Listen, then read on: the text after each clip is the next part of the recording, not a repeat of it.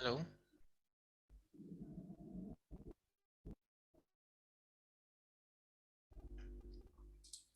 আচ্ছা, এর আগের দিন আপনাদের ছিল হচ্ছে আজকে ফাংশন নিয়ে আমরা হ্যালো একটু ভাইয়া, বিস্তারিত দেখব। মানে আপনি বলছিলেন যে টু ডি এর একটু বুঝাই দিবেন আর কি, ফাংশন এটার পাশাপাশি ক্লাস। আচ্ছা, ওইটা ঠিক আছে। নেক্সট ডেতে বোঝানোর কথা ছিল তো, একটু প্রবলেম সলভিং এ। ও আচ্ছা ভাই, খেয়াল ছিল না আমার। আচ্ছা, আমি যদি টাইম পাই একদম শেষে টুডিআরে দেখা দিব, না হলে নেক্সট দিন। আচ্ছা, ওকে। আপনাদের হচ্ছে ফাংশনের কথা মনে আছে? মানে ফাংশন কিভাবে আমরা ব্যবহার করতাম, কিভাবে লিখতাম? জি। আচ্ছা, তারপর হ্যাঁ ভাই। আমি আরেকবার না হয় বিষয়টা একটু রিভিউ করছি। ফাংশনে যেটা ছিল যে আমরা ফাংশন লিখতাম, তারপর একটা যে কোনো ফাংশনের নাম লিখতাম।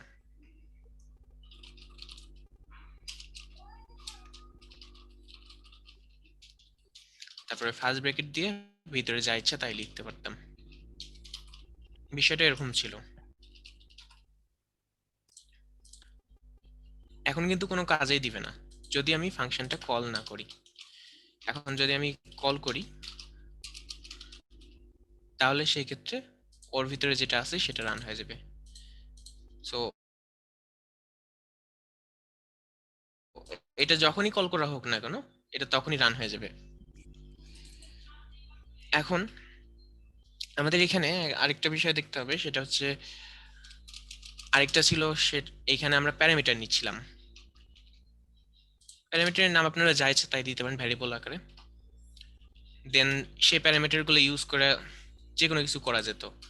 যেমন আমি যদি ভাগশেষ বের করার একটা ফাংশন বের করি, তাহলে সেক্ষেত্রে রিটার্নটাও আমি এখানেই একই সাথে করে নিচ্ছি। এ ডিভাইড বাই 2, 2 দ্বারা ভাগশেষ বের করে সে রিটার্ন করবে, অ্যান্ড সেটা নিয়ে যে দেখা যাচ্ছে যে অ্যালার্টে প্রিন্ট করে দিবে।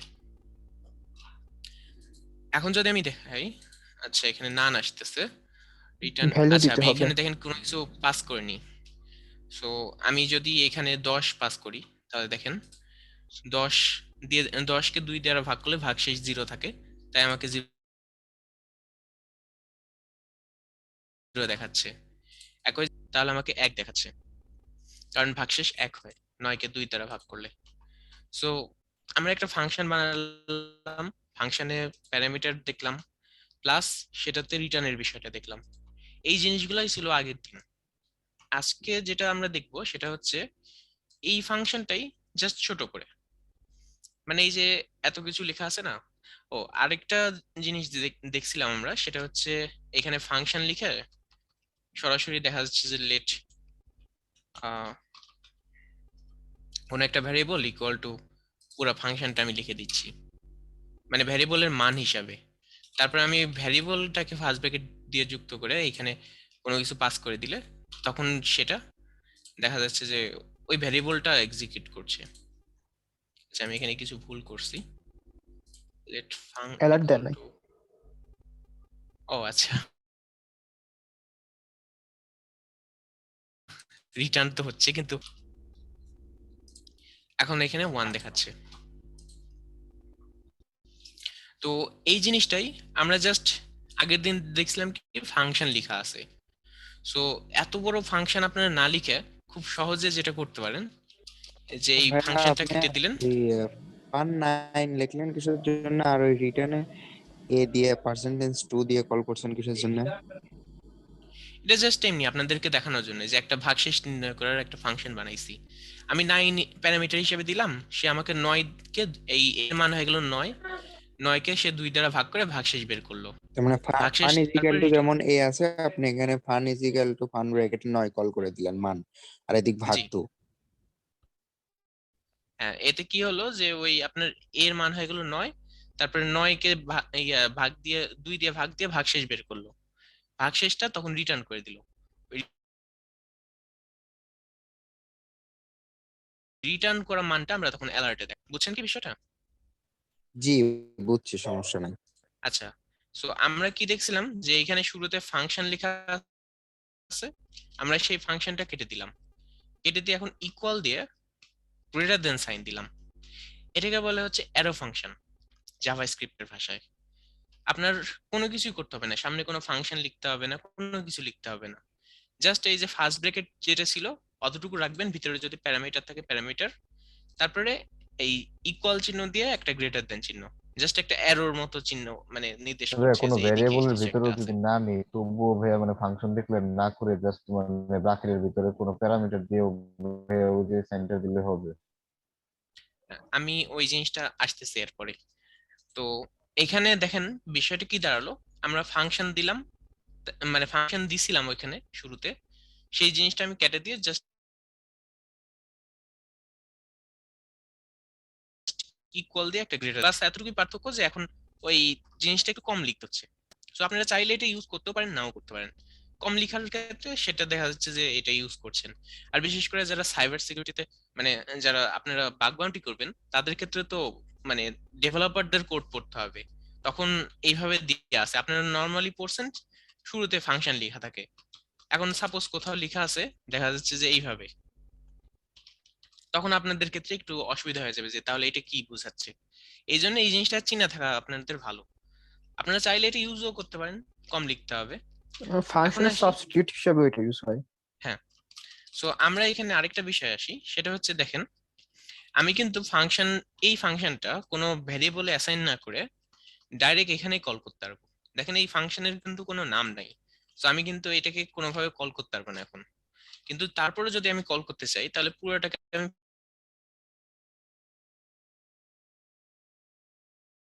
ফার্স্ট ব্র্যাকেট দিয়ে যদি ঘিরে দিই, ব্র্যাকেট দিয়ে এখানে 9 লিখে দিই অথবা 11 লিখে দিই, তাহলে দেখেন সে ওই জিনিসটাই সরাসরি এক্সিকিউট করবে।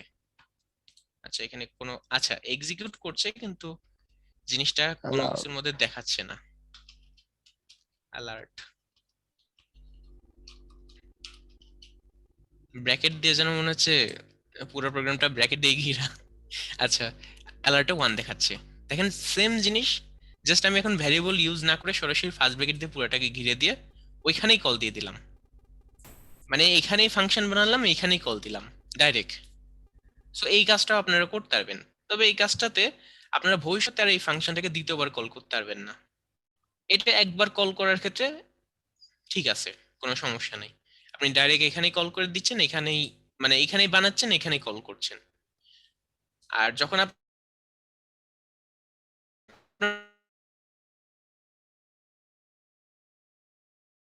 বারবার কল করার প্রয়োজন, লেট দিয়ে কোনো একটা ভ্যারিয়েবল, তার মধ্যে আপনি এই পুরো ফাংশনটা নিয়ে নিলেন, তখন আপনি ওই ভ্যারিয়েবলটাকে বারবার কল করতে পারবেন, বারবার ফাংশনের মতো করে ইউজ করতে পারবেন।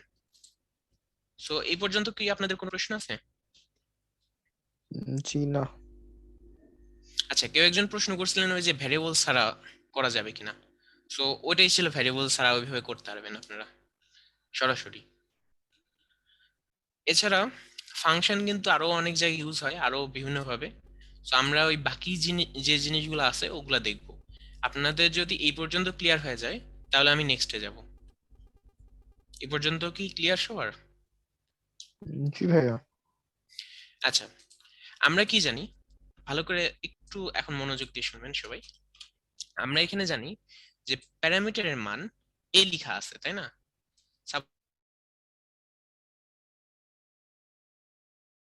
সাপোজ মনে করেন যে এ, আচ্ছা, আপনি ফাংশন তো কেটে দিলেন, এখন কি ফাংশনের মতো কাজ করবে?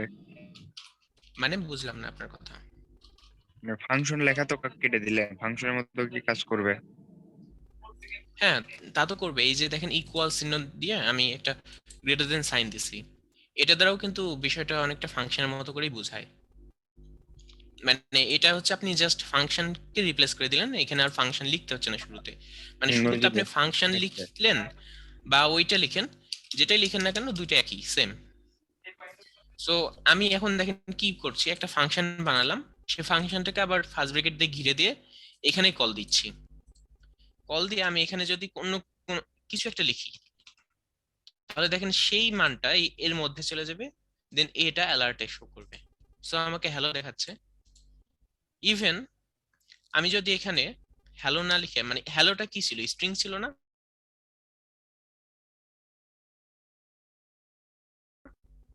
আমি যদি জি। ইজি করি বিষয়টাকে, ফান নাম দিয়ে দিলাম। এখন ফানের মধ্যে আমি আগের বার দিয়েছিলাম হচ্ছে হ্যালো। সো হ্যালো দেওয়ার কারণে আমাকে কি দেখালো, উপরে অ্যালার্টে হ্যালো দেখাচ্ছে। কিন্তু যদি আমি এখানে হ্যালো দেখেন স্ট্রিং, আমি যদি এখানে একটা নাম্বার দিই, তাহলে দেখেন সেই নাম্বারটাই আমাকে দেখাচ্ছে। সো আমি এখানে যেটাই দিই না কেন সেটাই সে অ্যালার্টে দেখাবে, সেটাই সে ভ্যারিয়েবলের মান হয়ে যাবে। সো আমি এখানে যদি মনে করেন যে একটা অ্যারে দিলাম,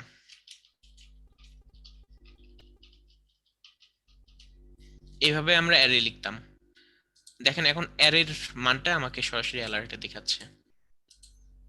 ইভেন আমি যদি এখানে কোনো ইয়ে দিই, ওই যে অবজেক্ট যেটা ছিল অবজেক্ট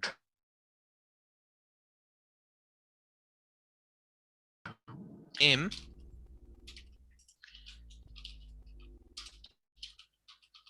ঘোস্ট, আমি নেম দিলাম, আর হচ্ছে মানে নেমটা হচ্ছে ঘোস্ট। সো এটা হচ্ছে কি, এটা ভ্যালু। ইভেন আমি যদি এইভাবে পাস করি জিনিসটাকে, এটাও কিন্তু আপনার ওই ভ্যারিয়েবলের মান হয়ে যাবে, এ ভ্যারিয়েবলের মান হবে। সো এটা অবজেক্ট হিসেবে দেখাচ্ছে। আমরা যদি চাই তাহলে এখানে সরাসরি এ ডট নেম লিখে দিতে পারি, তাহলে দেখেন কি হবে, আমাকে ঘোষ দেখাচ্ছে। সো আমরা এই ভ্যারিয়েবলের মান কিন্তু যে কোনো কিছু সেট করতে পারি, মানে ভ্যারিয়েবলের মান হিসেবে যা হতে পারে ফাংশনে আমরা সবকিছু পাস করতে পারবো। ইভেন আমরা একটা ফাংশনের ভ্যারিয়েবল, মানে ফাংশনকেও ভ্যারিয়েবলের মান হিসাবে ফাংশনের মধ্যে পাস করতে পারবো। সেটা কেমন যেন দাঁড়ালো, মনে করেন আমি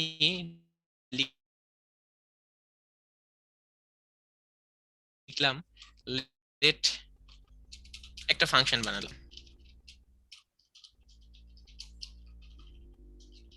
alert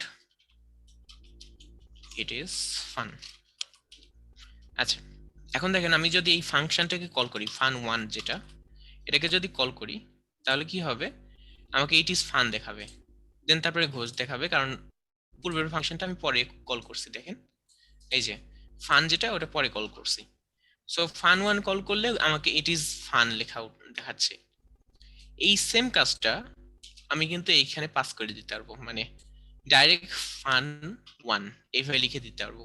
মাথায় রাখবেন এই যে ফার্স্ট ব্র্যাকেট দিয়ে যখন আপনি fun1 লিখছেন, লিখে ফার্স্ট ব্র্যাকেট দিচ্ছেন, তার মানে কি হচ্ছে, ফাংশনটা কল হয়ে যাচ্ছে। এইভাবে যখন আপনি দিবেন ফার্স্ট ব্র্যাকেট, তখন তার মানে ফাংশনটা কল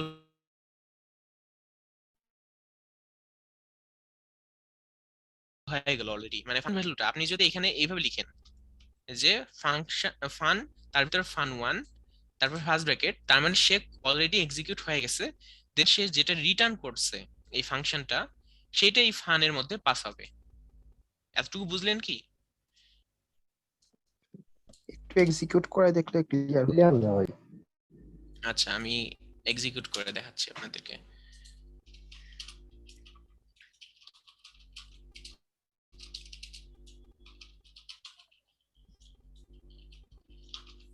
আচ্ছা দেখেন এখানে কি দাঁড়ালো, আমি প্রথমে কি লিখলাম, ফান লিখলাম, ফার্স্ট ব্র্যাকেট দিলাম, তারপরে fun1 লিখলাম, আবার ফার্স্ট ব্র্যাকেট দিলাম, দেন ফার্স্ট ব্র্যাকেট শেষ।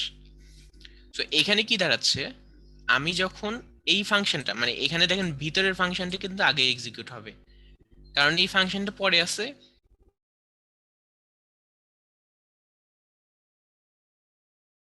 এটা লিখে দিবেন, তখন কি হবে, যে অ্যালার্টটা দেখাবে, তারপরে রিটার্ন হবে, রিটার্ন টেস্টিং আসলো না, এই রিটার্ন মানটা তখন এর মান হিসাবে এখানে এই ফাংশনের মধ্যে চলে যাবে। বুঝতে পারছেন, মানে টেস্টিংটা তখন এর ভ্যালু হয়ে যাবে, মানে এর রিটার্ন করা মানটা তখন হয়ে যাবে এর ভ্যালু, ওই ভ্যালুটা তখন আবার অ্যালার্টে শো করবে। তো আমি যদি এক্সিকিউট করি, দেখেন আমাকে শুরুতে দেখাচ্ছে ইট ইজ ফান, তারপরে দেখাচ্ছে টেস্টিং। এখন বুঝতে পারছেন আপনারা কি হচ্ছে বিষয়টা? জি ভাই। মানে ফান ওয়ান এর মান ফান এর এর মধ্যে চলে গেল। জি, না ভাই, তারপরে ভিতরে যদি আপনাদের বুঝতে অসুবিধা হয়, তাহলে আমি একটু ব্রেক পয়েন্ট সেট করে আপনাদেরকে দেখাচ্ছি বিষয়টা। আচ্ছা, রিলোড দিলাম, দেখেন। আচ্ছা, আমি আপনাদেরকে বলছিলাম যে এই বাটনটার একটা কাজ আছে আলাদা রকম।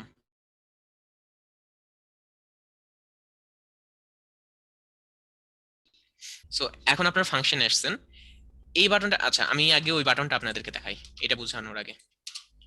সাপোজ আমি যদি লিখি fun one let S equal to fun one, then এরকম লিখলাম, তারপরে অ্যালার্ট। আচ্ছা আমরা এখন দেখবো হচ্ছে ব্রেক পয়েন্টের বিষয়গুলো। এখানে থাকুক। ব্রেক পয়েন্ট হচ্ছে আপনি যে লাইনে ব্রেক পয়েন্ট সেট করবেন, দেখেন এটা যখন রিলোড হবে তখন এক্স্যাক্টলি ওই লাইনে এসে আপনার প্রোগ্রামটা এক্সিকিউট হওয়া থামাই দিবে। মানে ব্রেক পয়েন্ট যে লাইনে আপনি সেট করবেন সেই লাইনে এসে সেই প্রোগ্রামটা থামাই দিবে।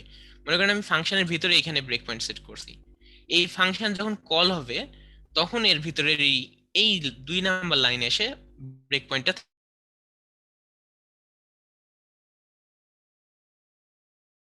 যাবে। মানে আপনার প্রোগ্রাম, বুঝতে পারছেন ব্রেক পয়েন্টের বিষয়টা? জি। সো এখানে প্রোগ্রাম থেমে গেল, আমি 4 নাম্বার লাইনে ব্রেক পয়েন্ট সেট করছি তাই প্রোগ্রামটা এখানে থেমে গেছে, কিন্তু প্রোগ্রাম এই ফাংশনটা কিন্তু এখন এক্সিকিউট হচ্ছে না। সো ভিতরে আমরা যাচ্ছি না, আমরা স্টেপ ওভার করলাম। এখন এখানে দেখেন এখানে কি লেখা হচ্ছে যে ফাংশন ওয়ান সে কল করবে, তাই না? আমি যদি স্টেপ ওভার করি তাহলে সে আমাকে ইট ইজ ফান দেখালো, দেন এস এর মান সেট করলো টেস্টিং। বুঝতে পারছেন বিষয়টা? দেন তারপরে এসটা অ্যালার্টে এখন দেখাবে স্টেপ ওভার করলে। আচ্ছা সো এই জিনিসটা এতটুকু বুঝছেন সবাই, যে আমি যখন স্টেপ ওভার করে যাচ্ছি সে লাইন বাই লাইন চলে যাচ্ছে, একটার পর একটা লাইন এক্সিকিউট করছে, তাই না? তাই নয় কি? আরেকবার একটু দেখান, আচ্ছা ক্লিয়ার হোক। আরেকবার একটু দেখাচ্ছি। এখানে লেখা আছে resume, step over, step into, step out, আর হচ্ছে স্টেপ F9, এই টাইপের কিছু একটা লেখা আছে। সো এখন আমরা যদি রিজিউমে প্রেস করি তাহলে কি হবে, পরবর্তী যদি টোটালটাই কোনো ব্রেক হয়ে পয়েন্ট, যাবে। হ্যাঁ পরবর্তী যদি কোনো ব্রেক পয়েন্ট থাকে সেই ব্রেক পয়েন্টে ডাইরেক্ট জাম্প করবে। মানে ওই ব্রেক পয়েন্ট যদি কল হয়, সাপোজ মনে করেন আমি ক্লিক করলাম, এরপরে আর কোনো লাইনে থামবে না, সে যখন দেখবে আরেকটা ব্রেক পয়েন্ট পাইছে তখন সেই লাইনে থেমে যাবে। এটা হচ্ছে রিজিউমের কাজ। রিজিউম যতক্ষণ না ব্রেক পয়েন্ট পাচ্ছে ততক্ষণ পর্যন্ত সে রিজিউম হয়ে যাবে, মানে আবার চলতে শুরু করে দিবে। সো এটা ছিল হচ্ছে রিজিউম। দেন পরবর্তীতে আছে স্টেপ ওভার। স্টেপ ওভার কি করবে, সে ব্রেক পয়েন্ট পাক বা না পাক পরবর্তী লাইনে যাবে। দেখেন পরবর্তী লাইনে গেল, পরবর্তী লাইন কিন্তু এসব না, এগুলো কিন্তু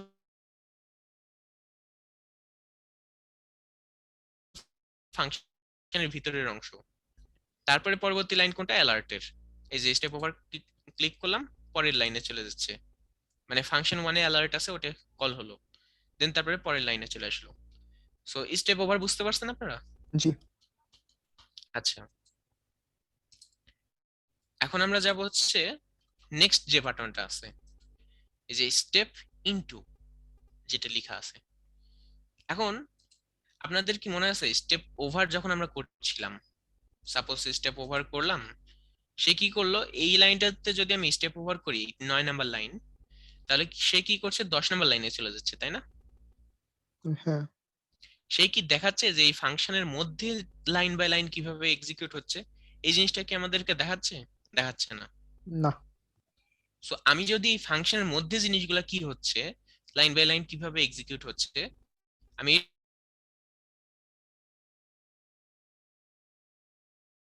এটা যদি দেখতে চাই তাহলে সেক্ষেত্রে স্টেপ ইনটু প্রেস করতে হয়। দেখছেন এই ফাংশনের ভিতরে চলে গেছে, তারপরে অ্যালার্ট হলো, তারপরে রিটার্ন, রিটার্ন শেষ, এখন সে পরের লাইনে গেল। বুঝতে পারছেন? মানে স্টেপ ইনটুটা হচ্ছে কোনো একটা ফাংশন যদি কল হয়ে থাকে তাহলে আপনি যদি স্টেপ ইনটু প্রেস করেন তাহলে সেই ফাংশনের মধ্যে ঢুকে পড়বে, মানে ভিতরে ঢুকে পড়বে। আপনারা হয়তোবা এখন এই জিনিসগুলোর সাথে অতটা ফ্যামিলিয়ার হবেন না এখনই। আপনাদের যেটা করতে হবে যে মাঝে মধ্যেই দেখা যাচ্ছে যে বিভিন্ন কোড ওইভাবে ব্রেক পয়েন্ট সেট করে আপনাদের টেস্ট করে দেখতে হবে যে কোনটা কি কাজ করছে। আস্তে আস্তে জিনিসগুলোর সাথে ফ্যামিলিয়ার হয়ে যাবেন। বাস এখন এতটুকু বুঝলেই হবে যে কোনটা কোন কাজ করছে। পরবর্তীতে তখন বুঝতে পারবেন যে কোনটা এখন ব্যবহার করা দরকার, কোনটা পরবর্তীতে ব্যবহার করা দরকার। যেমন এই যে স্টেপ আউট যেটা আছে, এটা মনে করেন যে একটা ফাংশনের মধ্যে ঢুকে পড়ছেন, কিন্তু ঢোকার পরে বুঝলেন যে ফাংশনটা কাজের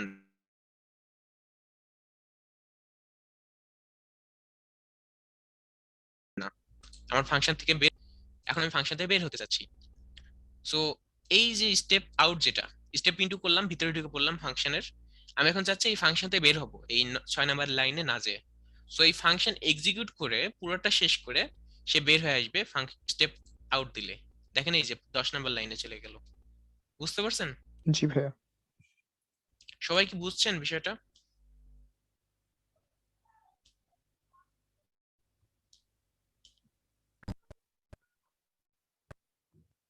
হ্যালো। জি বুঝতে পারছি। আচ্ছা, আমি তাহলে নেক্সটে যাচ্ছি। সো এইটা ছিল হচ্ছে আমাদের ব্রেক পয়েন্টের বিষয়। আর আমরা যেটা এতক্ষণ ধরে করছিলাম যে একটা ফাংশনের মধ্যে আরেকটা ফাংশন কল করা, যেমন ফাংশন এটা লিখলাম, তার মধ্যে আবার ফাংশন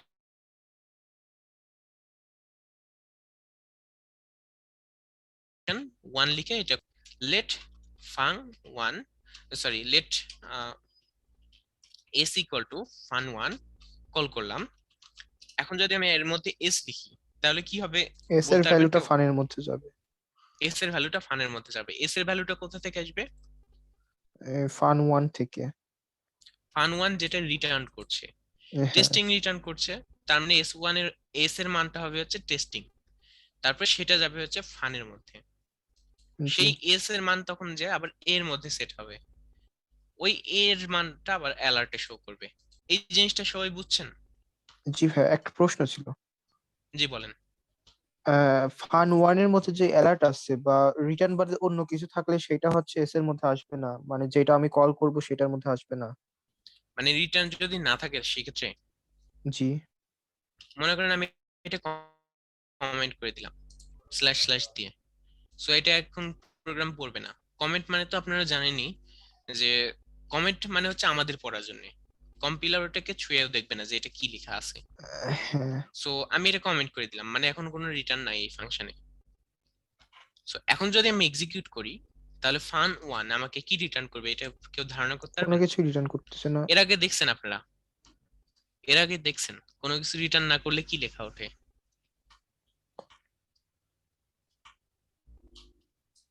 আমি অ্যালার্টে অবজেক্ট এসটা দিয়ে দিচ্ছি। জি, অবজেক্ট লিখতে হবে। এই যে এস এর মধ্যে এখন বর্তমানে কোনো কিছু রিটার্ন করেনি ফান 1, সো সেটা আমি এস এর মধ্যে অ্যাসাইন করছি। এখন দেখেন আমি যদি লেখা উঠছি ওকে প্রেস করলাম, আনডিফাইন্ড, হ্যাঁ একজন উত্তর দিয়েছিলেন, ঠিক দিয়েছেন, আনডিফাইন্ড লেখা উঠবে। যদি কোনো কিছু না থাকে, কোনো কিছু রিটার্ন না করে, তাহলে সেটা আনডিফাইন্ড হয়ে যাবে।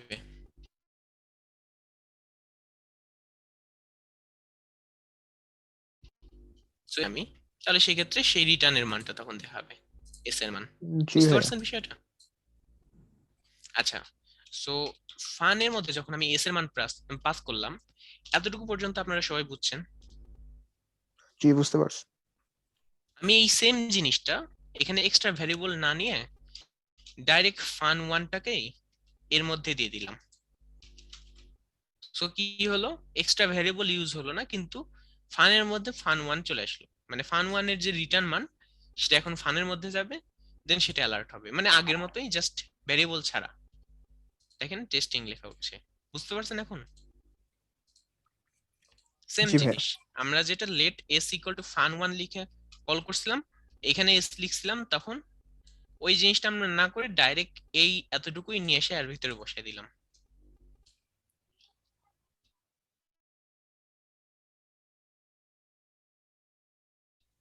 সো ভিতরে আবার ফাংশন, তার ভিতরে আবার ফাংশন কল করতে পারি যতবার ইচ্ছা। সো এইভাবে যদি আপনি ফার্স্ট ব্র্যাকেট দিয়ে দেন তাহলে এটা হয়ে যাবে হচ্ছে ফাংশন কল করা। কিন্তু যদি আপনি এরকম করে দেন তাহলে এটা হবে হচ্ছে আপনি ফাংশনটাকেই সরাসরি এর মান হিসেবে পাস করলেন। এখন যদি আমি রান করি তাহলে দেখেন আমাকে ফাংশনটাই দেখাচ্ছে সরাসরি, ফাংশনের ভিতরে যে কোডগুলো লেখা আছে, it is fun return testing, এরকমই লেখা ছিল না কোডটা? জি সো ওইটাই আমাকে দেখাচ্ছে। সো আমি যদি তার এখানে মানে অ্যালার্টে, ফানের হ্যাঁ ফানের মধ্যে যেমন এ কল করে সেরকম আমি ফান কল করার কারণে মানে ফুল ফাংশনই আমাকে দেখায় দিচ্ছে। হ্যাঁ, সো আমি চাইলে এটাকে এখানে কলও করতে পারবো। মানে এই ফান1 এর মধ্যে ফান1 আমি পাস করলাম, এর মধ্যে সেই মানটা চলে আসলো, মানে এ হচ্ছে একটা ফাংশন। এখন আমি চাইলে ওই ফাংশনটাকে কল করতে পারবো এখানে।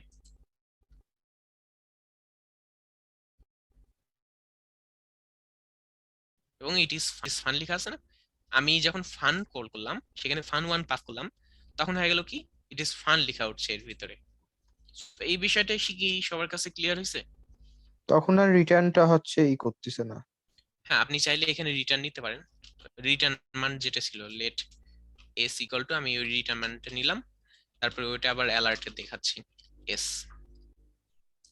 দেখেন ইট ইজ ফান লেখা উঠলো, তারপর আবার টেস্টিং লেখা উঠলো। রিটার্ন মান কিন্তু টেস্টিং ছিল, সো এখন টেস্টিং আমাদেরকে দেখাচ্ছে। বুঝতে পারছেন? মানে জি, রিটার্নও বুঝতে করবে, পারছি। সবকিছু একদম ফুল ফাংশনের মতোই কাজ করবে। বাস এতটুকুই পার্থক্য, যে আমরা একটা ভ্যারিয়েবল আকারে ফাংশনের মধ্যে প্যারামিটারের, সরি ভ্যারিয়েবল না, প্যারামিটার আকারে ফাংশনের মধ্যে আমরা পাস করে দিচ্ছি একটা ফাংশনকে। সো এই যে আমরা এতক্ষণ ধরে যেটা করলাম, এটাকে বলা হচ্ছে call back function. Call back function এমন ধরনের হয় যে এটা আপনি ফাংশনকে আপনি কোনো কিছুর মধ্যে পাস করলেন, সাপোজ মনে করেন একটা ফাংশনের মধ্যে আপনি আরেকটা ফাংশনকে পাস করে দিলেন। ওই ফাংশন যদি ওর নির্দিষ্ট একটা কাজ শেষ হয়ে যায়, তখন ওই ফাংশনটাকে আপনি যেটা পাস করছেন সেটাকে কল করে দিচ্ছে। সো আমরা এরকম কিন্তু অনেকগুলো কল ব্যাক ফাংশন পাবো, যেগুলোকে আমরা লিসেনার হিসেবে চিনবো। এই যে দেখেন লেখা আছে গ্লোবাল লিসেনার, তারপরে সরি এখানে তারপরে ইভেন্ট লিসেনার লেখা আছে। এই ধরনের লিসেনার হিসেবে চিনবো ভবিষ্যতে।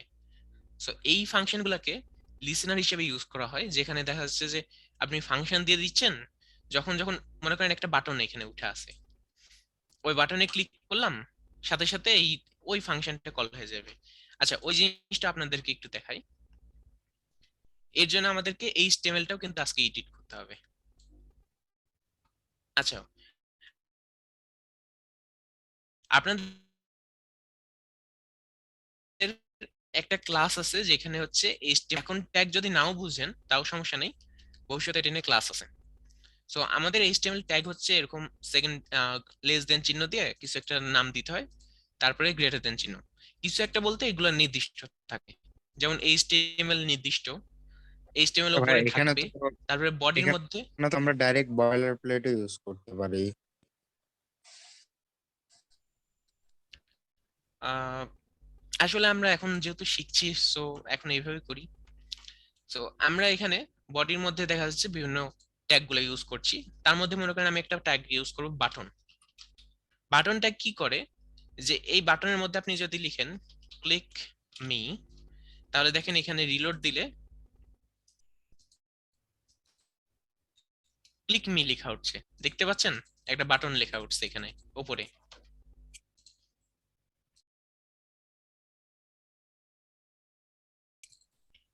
আমি একটু জুম করি। সো এই বাটনে আপনি চাইলে একটা ফাংশন কল করে দিতে পারবেন, এটাকে বলে হচ্ছে on click.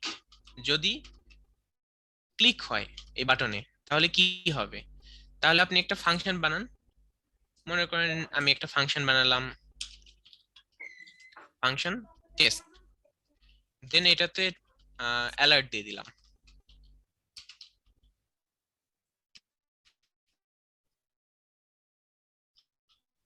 We are testing, call করি টেস্ট। দেখেন আমি কি করছি, টেস্ট লিখে ফার্স্ট ব্র্যাকেট দিয়ে দিছি। সো যখন যখন এই বাটনে ক্লিক করা হবে, তখন তখন সে এই লাইনটুকু এক্সিকিউট করবে। এই লাইনটুকু এক্সিকিউট করা মানে কি, এর মধ্যে যত যা লেখা আছে সবকিছু রান হয়ে যাবে। এখন দেখেন আমি যদি এটা রিলোড মেরে নিই, এখন এটাতে ক্লিক করবো আর আমাকে অ্যালার্ট দেখাবে, আবার ক্লিক করবো অ্যালার্ট দেখাবে, ততবার লেখা উঠবে উই আর টেস্টিং। মজার না বিষয়টা? সো জি ভবিষ্যতে ভাইয়া। আপনাদের ট্যাগ নিয়ে ক্লাস আছে, তখন এই জিনিসটা আরো ক্লিয়ার যাবে আপনাদের কাছে। এই HTML ট্যাগ গুলা, বডি, তারপরে স্ক্রিপ্ট, বাটন, এসব কি করছে এই জিনিসগুলা তখন ভালোভাবে ক্লিয়ার করে দিব। এখন জাস্ট ফাংশন একটু ইউজ করার জন্য আপনাদেরকে জিনিসটা দেখালাম যে ফাংশন আসলে ইউজ হয় কোথায়, কল ব্যাক ফাংশন গুলা বিশেষ করে। যেমন দেখেন এখানে আমি যখন ক্লিক করছি তখন আমি একটা ফাংশন দিয়ে রাখছি, ওই ফাংশনটা ওইখানে এক্সিকিউট হয়ে যাচ্ছে ক্লিক করা মাত্রই। যদিও এটা পুরোপুরি কলব্যাকের মতো করে কাজ করছে না, কারণ কলব্যাকে কিন্তু জাভাস্ক্রিপ্টে ওই সেম কাজটা করা যায়। দেখা যায় যে নির্দিষ্ট একটা সময় ফাংশনটা রান হয়ে যাচ্ছে। যেমন দেখেন এখানে কিন্তু ফাংশনটা যে কোনো সময় রান হচ্ছে না, যখন আমি এই বাটনে ক্লিক করছি তখনই শুধুমাত্র এই ফাংশনটা রান হচ্ছে। এখানেও দেখেন আমি কোথাও লিখে রাখিনি যে ফাংশনটাকে রান করতে, জিনিসটা এখন আর করিনি, না করে ডাইরেক্ট এখানে দেয়া আছে ওইটা। এখন ক্লিক করলে আমাকে ওই ফাংশনটা এক্সিকিউট করে দেখাচ্ছে। এমনকি আরেকটা কাজ করা যায়, সেটা হচ্ছে মনে করেন আমি লেট এক্স ইকুয়াল টু 0 ধরে নিলাম। এখন সে এক্স এর মানটা দেখাবে, কিন্তু প্রত্যেকবার প্লাস প্লাস করে দিবে এক্স। এতে কি হবে দেখেন, আমি যতবার এখানে ক্লিক করব ততবার আমাকে এক্স এর মান প্লাস প্লাস করে দেখাবে। এবার 2 দেখালো, 3 দেখালো, 4 দেখালো। তো আপনারা চাইলে এরকম বিভিন্ন ধরনের মজা করতে পারেন জাভাস্ক্রিপ্টকে নিয়ে, এটা আপনাদের ইচ্ছা, আপনারা প্র্যাকটিস করার জন্য যা ইচ্ছা তাই করতে পারবেন। সো এই পর্যন্ত আপনাদের কি কোনো প্রশ্ন আছে? না ভাইয়া।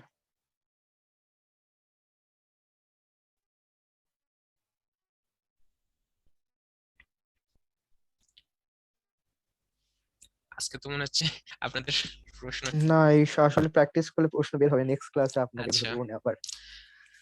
ঠিক আছে, তাহলে নেক্সট মিটিং এর লিংক দেওয়া হচ্ছে, আপনারা ওটাতে জয়েন করেন। আর এরপরে তাহলে আমি গিটহাব নিয়ে দেখাই দিবনি, যেহেতু আজকে আর এক্সট্রা কিছু আপনাদেরকে দেখাবো না ফাংশন নিয়ে। আচ্ছা, সবাই সেম লিংকে জয়েন করলে? আচ্ছা, ফাংশন নিয়ে কোনো প্রশ্ন থাকলে করতে পারেন। ফিরোজ, জি ভাই। সবাই সেম লিংকে জয়েন করলে হবে? আচ্ছা আচ্ছা ঠিক আছে, তাহলে আমি এটা রেকর্ড অফ করে দিচ্ছি। আবার সবাই কাইন্ডলি লিভ নেন, তারপর আবার জয়েন করেন, ঠিক আছে? ওকে, ঠিক আছে। Thank you. ঠিক আছে ভাইয়া। ঠিক আছে ভাইয়া।